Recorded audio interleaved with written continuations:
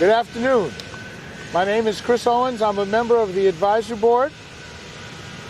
I'd like to thank everyone for gathering here today on this very important day here in New York City.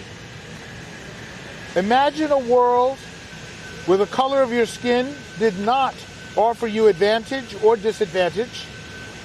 Imagine a world where people were not limited by their circumstance, but empowered by their opportunities. Imagine a world where the weeds of inequality no longer choked the gardens of success. This is the world envisioned by those of us who are working tirelessly to make the nonprofit A Soulful Heart memorializing George Floyd Jr. a reality. We have come together from diverse backgrounds and experiences with a common goal: to make a difference in the world in which we live. We are striving every day to create a world that is fed by the waters of racial equality and social justice instead of a mother's tears. And while we know it is ambitious, we believe it is possible. We believe. Thank you. With us today are a number of individuals involved with A Soulful Heart. To my left is Melvin Whitten, Vice President of Strategic Planning and Development. To my left is Love McCall, the Secretary, who you'll be hearing from in a moment. To her right is Elizabeth Reed, the new Executive Director.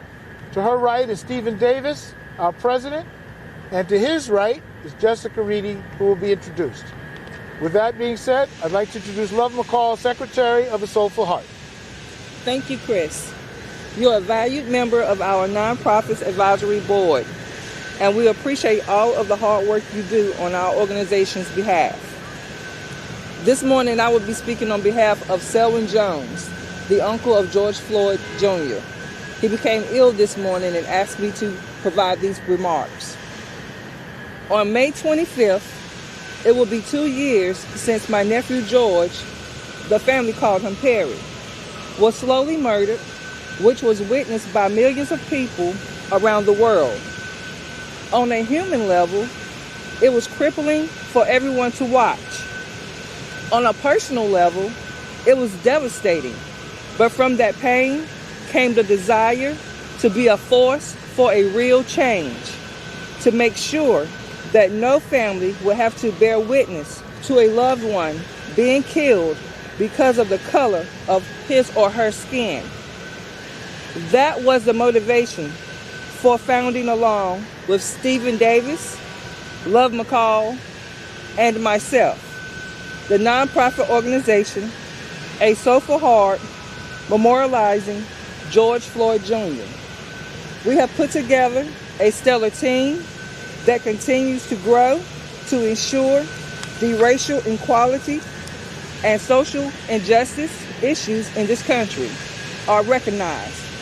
In order to meet those challenges and effect real change, as an organization, we speak to be the bridge between all communities, providing education, facilitating consciousness, and providing the social landscape with the understanding that we are stronger when we focus on the similarities and not the differences between us.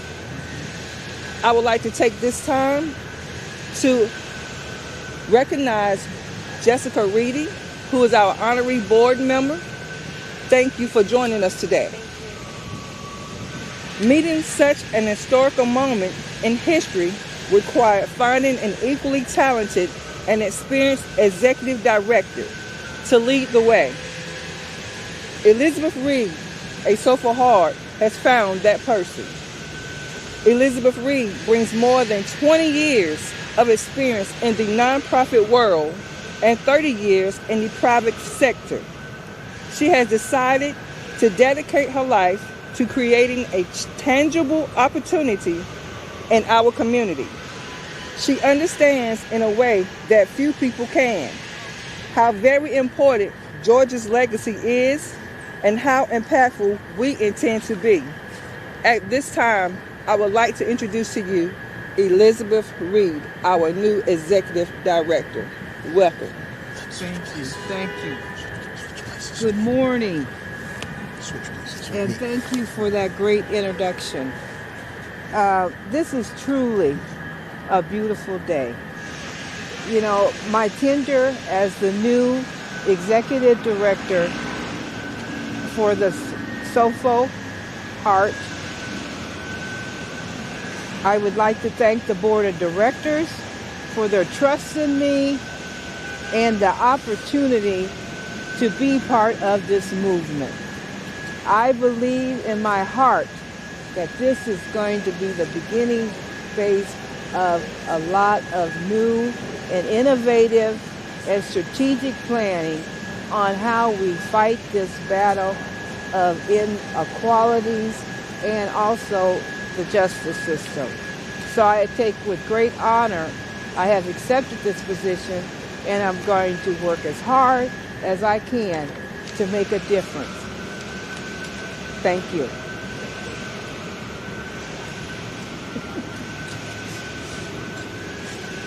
It's for the microphone. Thank you so much, Chris.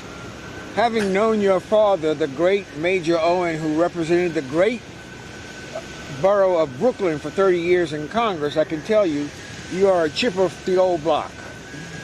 Thank you to our wonderful board of directors, board of advisors, honorary board members, and our strategic partners, including the Church of God in Christ and other religious denominations, community groups such as Community Build of Los Angeles, and we have another group that we're going to announce shortly in terms of being part of our group.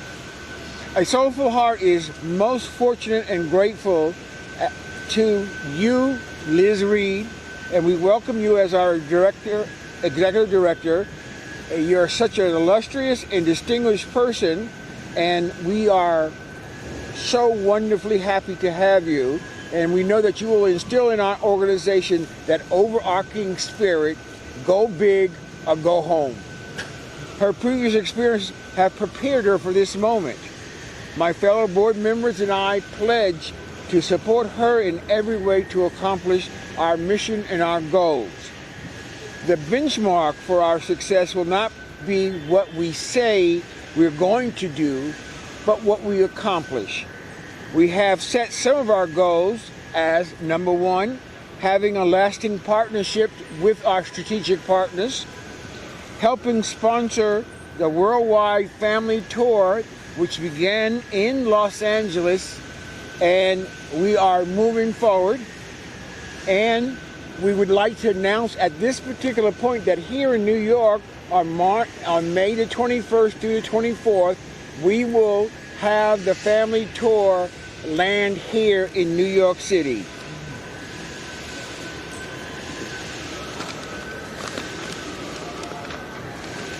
And third, we want to build a lasting memorial to the memory not just of George Floyd, but to all those persons who died needlessly, senseless death due to racism.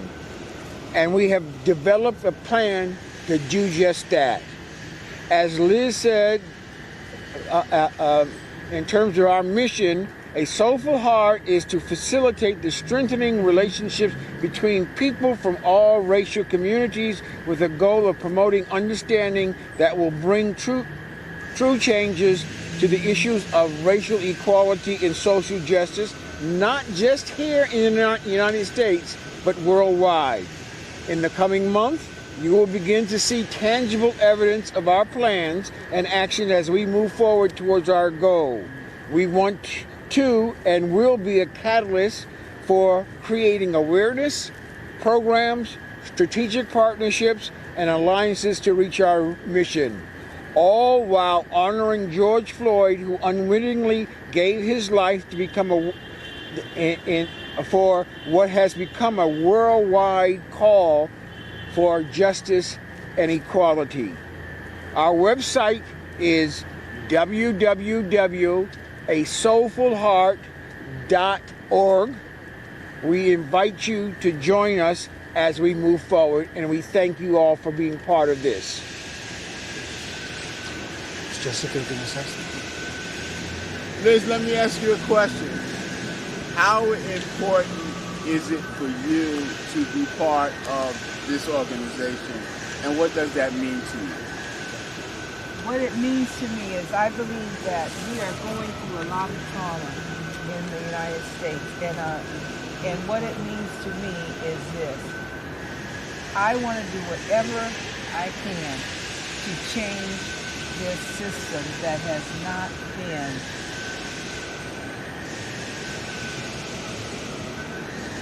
good to us. And so whatever I can do, I'm going to do it. Share a little bit about what brought you to this place in time. After I retired from the corporate, I wanted to give back to the system. I wanted to give back to the community. I, over the years, have gotten a lot of talent, got a lot of experiences, and I wanted to share those experiences with the community because I could see where we needed a lot of help in the areas of employment, housing, all of the inequalities that we are facing and have been facing for the last 20, 50 years. And I want to do my part. I was taught by my mother is one thing, always do what's right. And all I want to do is simplify it and do what's right.